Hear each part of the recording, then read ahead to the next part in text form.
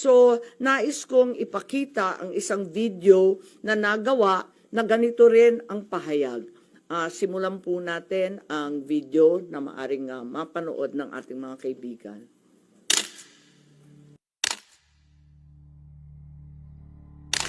Enero 28, 2024, sa first Maisog Rally sa Davao, nagliyab ang balita at social media. Matapang, walang preno. Mr. President, baka susunod ka sa dinaanan ng tatay mo.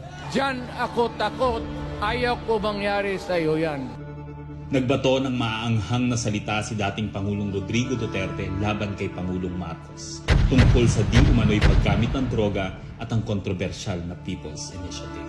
Sino man magsabi na walang paki ang Senado sa usaping ito, isa lang ang masasabi ko, walang gamot sa kakapalan ng mukha mo. Sa Senado, sa kapareho at sumunod pang mga buwan, si Senator Amy ang nangulo.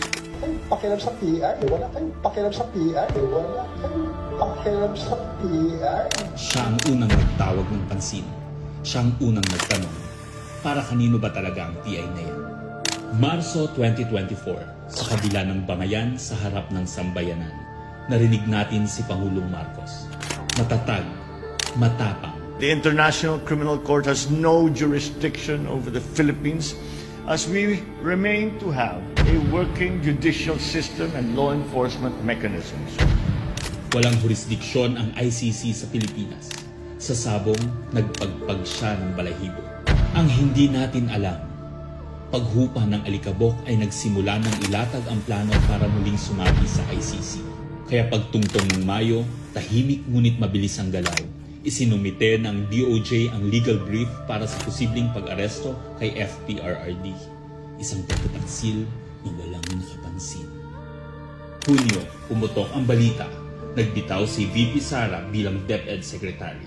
Tendered my resignation as the Secretary of Education effective July 19, 2024. Isang babae ng tapang ngunit walang nagawa dahil sa likod ang tama.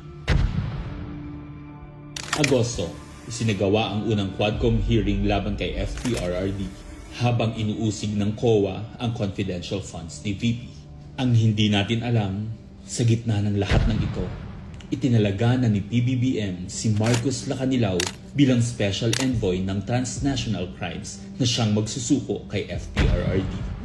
At maluwag na rin pinapasok ng bansa ang mga tiga-ICC noong Oktubre.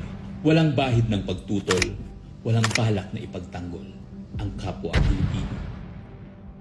Nobyembre,